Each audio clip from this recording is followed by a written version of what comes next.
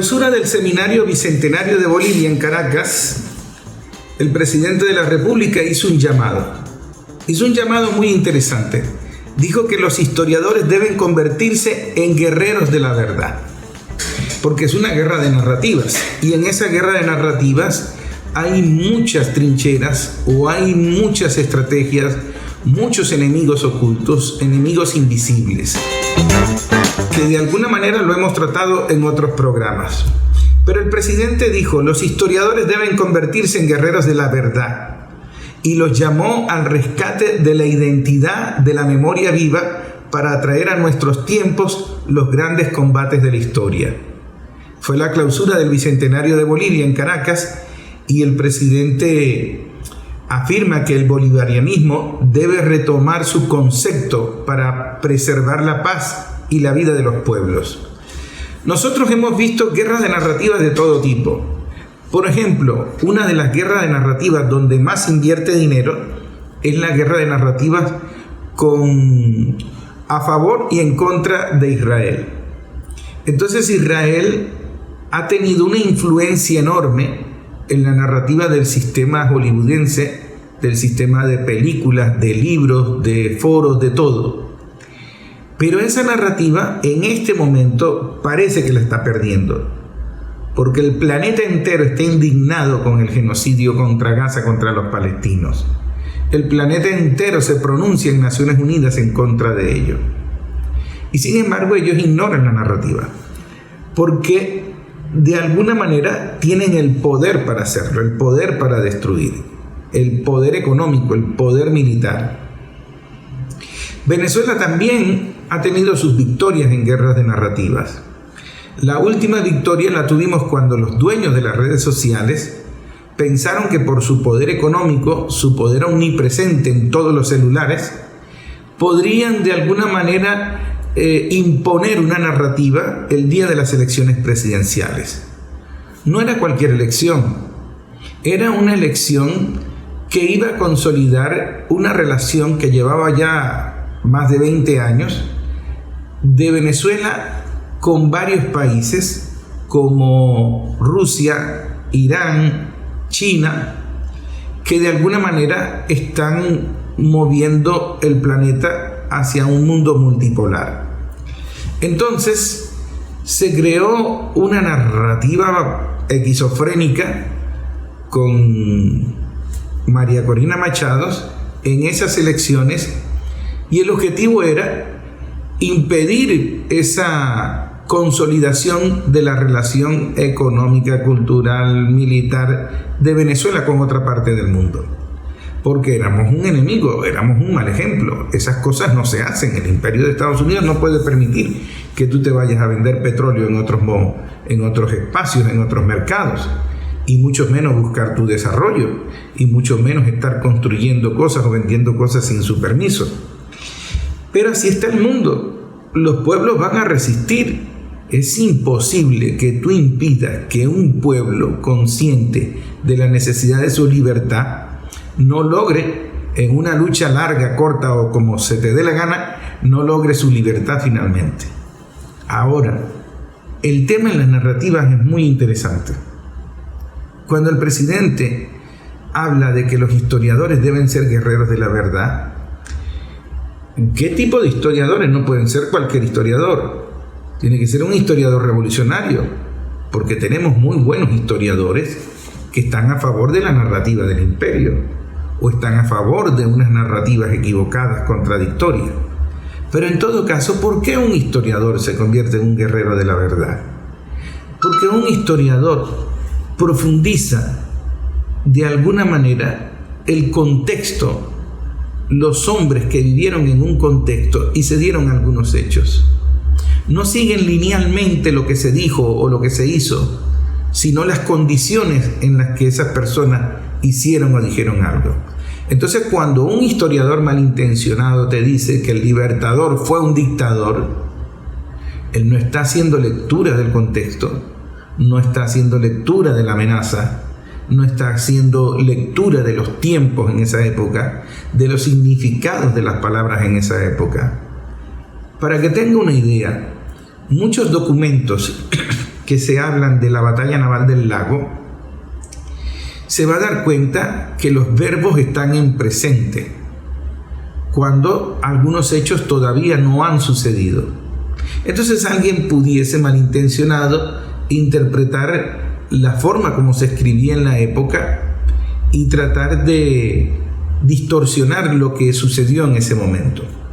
Por decir una condición gramática en los documentos que nos hablan de las historias del pasado. Pero resulta que en aquel entonces se escribía con verbos en presente. Y de alguna manera, cuando le das lectura, te desubicas un poco. Un historiador tendría que explicarte eso. Otro tipo de análisis son los contextos. Por ejemplo, el contexto en el que Bolívar fusiló a Piar. Y entonces te dicen, Bolívar era un traidor, Bolívar era un malagradecido. Pero tienes que leer el contexto. ¿Qué había hecho Piar? ¿Qué tenía que hacer Bolívar para tener control? Y así, el historiador es aquel que trata de entender a los hombres en algún momento de la época, que trata de entender lo que sucedía para poder de alguna manera rescatar lo que sucedió, pero no lo que sucedió como una fotografía en el pasado, como una instantánea, sino para comprender de dónde venimos, de dónde vienen los nombres de las cosas, de dónde vienen algunas costumbres, de dónde vienen algunas leyes.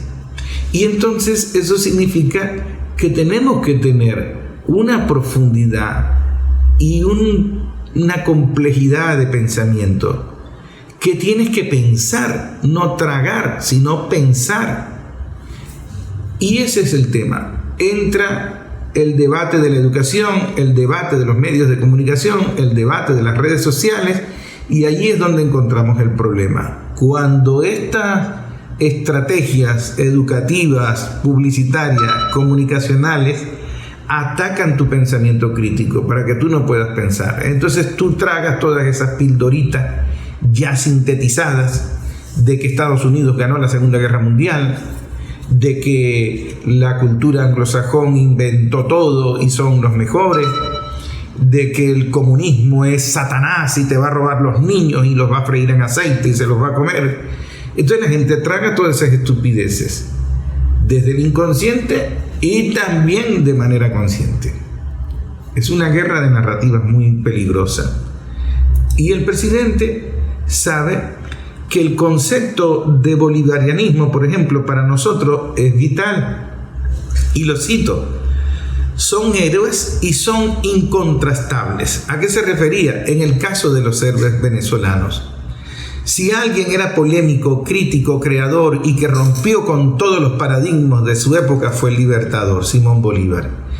Pero también su hijo asesinado tan temprano por la oligarquía bogotana y quiteña, Antonio José de Sucre, era gente con una doctrina, un pensamiento de lo que llaman geopolítica, un principio fundamental de una gran honestidad, de una gran sinceridad, de una gran franqueza en los principios republicanos que se casaron con profundidad en las banderas de la igualdad, de la libertad, que tenían clara su misión histórica. ¿Cómo enseñar esos valores? ¿Cómo respetar, heredar y honrar esos esfuerzos?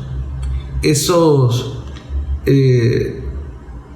conceptos o esas reflexiones que de alguna manera le dan la fuerza, la energía al pueblo, le dan el amor propio, la autoestima para avanzar y hacerse adulto, asumir las responsabilidades.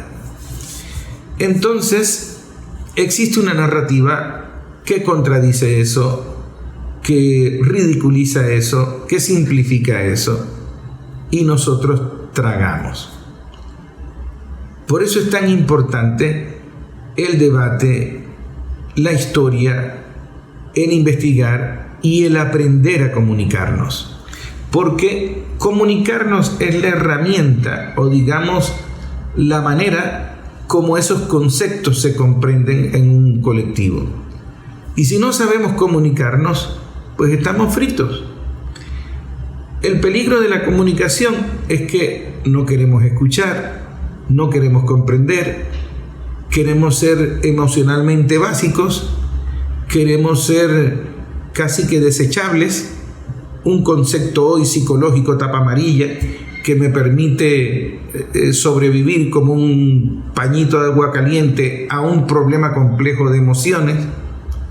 Y entonces creo haber salido del problema de la depresión o lo que sea, pero el día de mañana vuelvo otra vez al mismo problema, al mismo llantén, a la misma queja, y nunca estás bien. Nunca estás bien. Lo que estás es enriqueciendo a los que diseñan las narrativas a través de la publicidad, a los que diseñan la manipulación a través de la religión, de la psicología, de la economía, etcétera, etcétera, etcétera, etcétera. Entonces, si te pones a ver la historia como una herramienta política, como una narrativa publicitaria, es vital para que los pueblos puedan liberarse y puedan comprender de dónde vienen.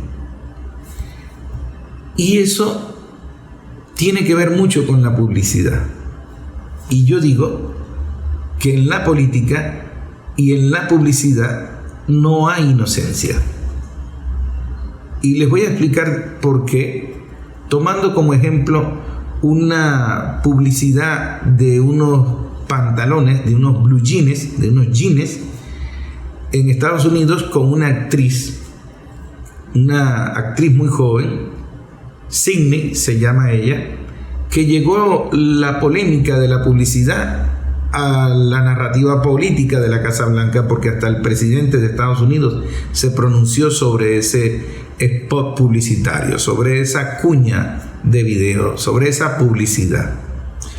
Pero continuando con las reflexiones del presidente en ese Congreso de Historia de Bolivia, él dijo que más allá de la oligarquía limeña y de la oligarquía de su tiempo, no hay duda de que tuvieron bastante lejos por hombres de su tiempo, pero también descubrieron los Bolívar, los Sucres, en su práctica como líderes políticos, y que visualizaron los tiempos futuros, porque se atrevieron a crear con mucha autenticidad, mucha nobleza, desprendiéndose de bienes materiales en un espíritu muy cristiano, y entregaron lo único que tenían, su cuerpo, su mente, su idea, su sangre.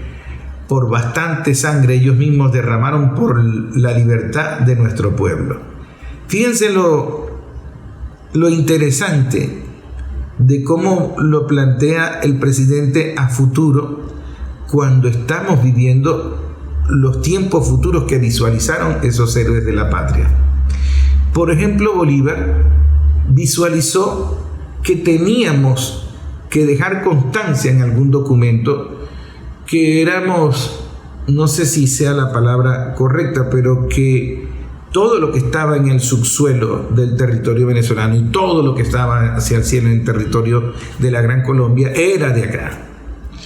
Y eso fue un principio vital para las leyes de hidrocarburos, para la nacionalización, aunque chucuta, aunque creada en los bufetes de abogados de las transnacionales petroleras de Estados Unidos, ellos tenían que atender el reclamo de los pueblos de que si el petróleo es nuestro, ¿por qué lo estamos regalando? Y entonces un historiador me dijo a mí, Bolívar fue el que dio las bases, las directrices de toda la normativa legal del petróleo venezolano, porque él previó que algo así iba a pasar sin conocer el petróleo, ni el negocio petrolero, ni la OPE, ni nada de eso. Permite la idea, la profundidad del pensamiento crítico, permite visibilizar las cosas que se van a desencadenar en el futuro. Y eso tiene que ver con la inteligencia. La inteligencia como una herramienta política. Saber hacia dónde van los intereses. Saber hacia dónde van las proyecciones de los poderosos. Y por eso yo les comentaba en otro programa que la inteligencia iraní había vencido por primera vez la inteligencia israelí Cuando hablo de inteligencia, entiéndame con estos organismos de inteligencia, agencias, el Mossad, etc.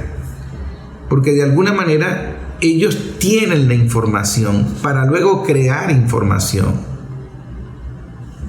Y esa es la guerra de las narrativas. Y por eso es que podremos ser vulnerables en la guerra de las narrativas si no tenemos información del enemigo, si no conocemos el enemigo, si andamos a ciegas y sobre todo si no nos conocemos a nosotros mismos, si no sabemos de dónde venimos, si no tenemos identidad, si no comprendemos el concepto de bolivarianismo, si no conocemos nuestra historia. Allí sí nos van a dar en la madre en una guerra de narrativa, porque no sabes de dónde vienes.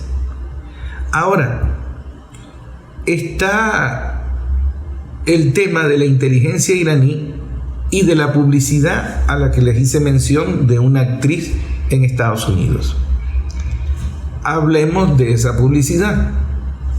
Resulta que hay una campaña publicitaria de una marca de jeans que se llama American Eagle, y la actriz Sydney Sweeney provocó un debate cuando salió la publicidad de esos jeans. Yo le llamo blue jean por aquello del jean azul, y yo me acostumbré en mi Maracaibo que eso se llamaba blue jeans.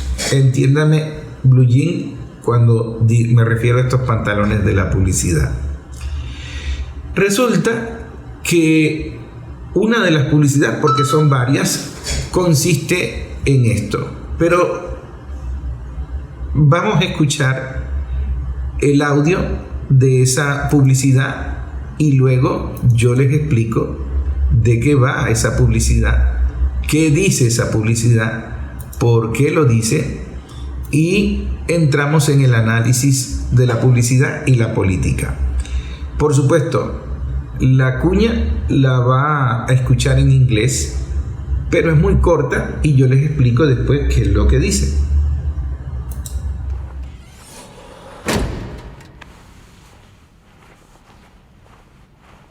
Sydney Sweeney, Hasbury, Keynes.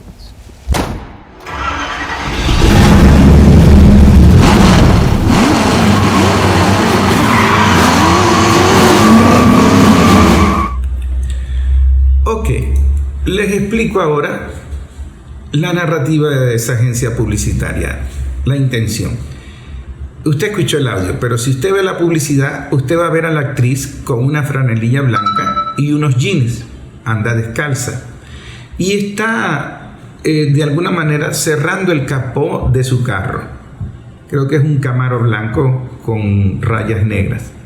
Y entonces, cuando ella se va a montar en el auto, va caminando y se limpia las manos frotándolas con el pantalón, con el jeans, y se las frota a la altura del trasero, de las nalgas. Se pasa las manos por las nalgas para limpiarse las manos. Se monta en el carro y se va inocentemente. Cuando se frota las manos en su trasero, la cámara se enfoca en detalle en el jean y en el trasero de la niña. Y como es una niña que es muy linda en el concepto de belleza occidental, el locutor dice al final: Sydney, la actriz, tiene unos jeans geniales.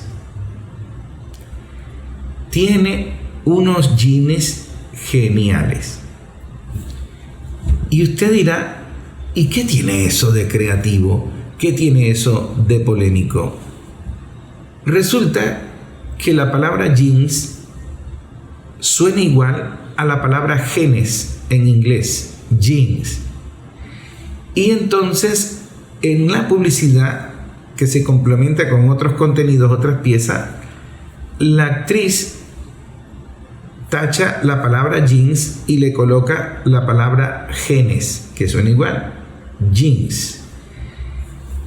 ¿Cuál es el trasfondo de este discurso publicitario y el contexto en el que se da esta narrativa publicitaria?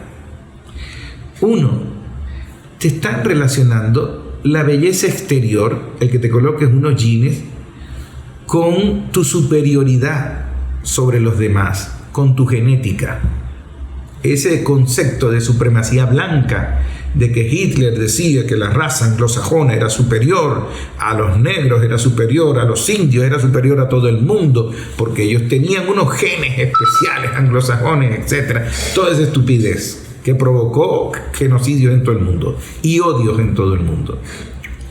Entonces, esta marca de jeans te pone una belleza según su criterio, que es la belleza de la mujer, una adolescente que tiene las patitas flaquitas, y entonces te coloca el jeans, lo relaciona con sus genes, y al final te está diciendo: nosotros los blancos de ojos azules tenemos los genes geniales, los genes superiores. En publicidad no hay nada inocente. Cuando tú sacas una publicidad así y gastas un billete con una actriz así, tú lo haces estudiando, haciendo marketing, estudiando el contexto. ¿Y cuál es el contexto de Estados Unidos en este momento? Si no es esa narrativa de odio contra la migración, esa satanización de la migración, convertir la migración en un delito, secuestrar venezolanos y venderlos a una cárcel de El Salvador para cometer un delito de tráfico ilícito de migrantes. Ese es el contexto político en el que esta agencia de publicidad lanza un mensaje, una narrativa de que los genes de una niña blanca de ojos azules son geniales. Y los genes son los genes. Fíjense la superficialidad de, digamos, que la belleza o la superioridad de una persona es por su apariencia, por cómo viste. Y ese discursito lo hemos tragado toda la vida, eso no es nuevo. La adolescencia, si hay algo que ha sufrido, es las marcas. Aquí se llegó a matar por un par de zapatos. Yo llegué a leer noticias de que un muchacho mató al otro para robarle unos tenis, unos zapatos, unas marcas. Aquí se ha llegado a matar por un celular. Aquí se ha llegado a enamorarse de una persona por su apariencia física, por cómo se viste. Aquí se ha llegado a valorar a algunas personas profesionalmente por su apariencia, por cómo se viste. Tenemos distorsionado el valor de las personas. Y la publicidad siempre ha jugado con eso. Tienes que tener una linda apariencia, tienes que tener estética, en televisión tiene que salir gente bella, bla, bla, bla, bla y bla. En publicidad y en política nada es inocente.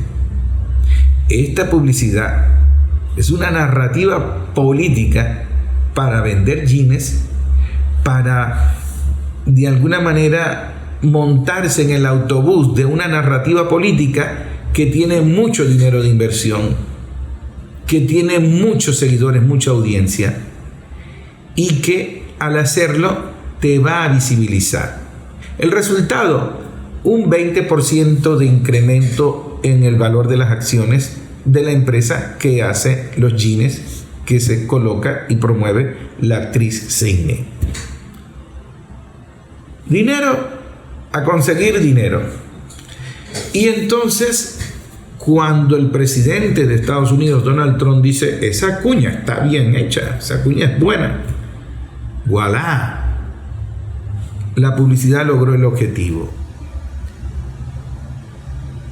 Luego de todo ese trabajo publicitario, de imponer esa narrativa, nos encontramos de que esa narrativa publicitaria se convierte en los chamos en una creencia, se convierte en una idea política, se convierte en una acción política, se convierte incluso en un movimiento migratorio, porque parte del movimiento migratorio venezolano se dio por moda en los primeros movimientos migratorios, porque Venezuela, en una investigación en los últimos años, a partir del 2016, pero hubo una oleada antes, tuvo unos movimientos migratorios notables. El primer movimiento migratorio fue cuando la gente quiso probar suerte en otros países. quiso estudiar, quiso profesionalizarse y de alguna manera quiso invertir en viajar hacia otra tierra para mejorar o incluso para hacer turismo. Esa oleada migratoria fue cuando los dólares de Cadivi, cuando los raspacupos, cuando el gobierno venezolano tomó la insólita idea de financiar o subsidiar el turismo venezolano. Que doña Petra podía conocer Disney y podía ir a Nueva York y podía ir a Miami si quisiera, porque podría usar un cupo de dólares a través del banco y entonces tenía unos dólares subsidiados para esos viajes. Y la muchachera raspó cupo y usaban esos dólares para comprar, pasear y todo eso. Eso fue una oleada migratoria nada despreciable, porque era la cultura del tabarato dame dos, de cuando vendíamos mucho petróleo, había mucho dinero y nos íbamos a Estados Unidos a gastar todos esos reales. ¿Y a qué país le molesta que vengan turistas a gastar reales? Lo que le molesta es el pobre y sufre de aporofobia, como dice una investigadora española que se inventó el concepto de aporofobia, no me acuerdo el nombre de ella, pero tiene razón. Entonces esa primera ola migratoria venezolana lo hacía por eso, pero la siguiente ola migratoria que vino después del 2016 lo hacía por pobreza, por buscar trabajo, por resolver problemas. Y en ese sentido, las olas migratorias sufren de la guerra de las narrativas. ¿Y cuál era la narrativa contra la ola migratoria venezolana? Que teníamos un grupo terrorista tan impresionantemente grande que cometía delitos en Chile, que era una amenaza para la seguridad nacional de Estados Unidos y que todos tenían tatuajes. Por lo tanto, todo aquel venezolano con tatuaje era del Tren de Aragua, había que someterlo, meterlo a preso, violarle sus derechos, secuestrarlo, torturarlo y justificarlo porque era una cuestión de seguridad nacional. Y estaban violando todas las leyes migratorias del planeta. Estaban traficando con migrantes. Era un delito. Pero había una narrativa tan absurda que solo podía ser comprendida y aceptada por un idiota.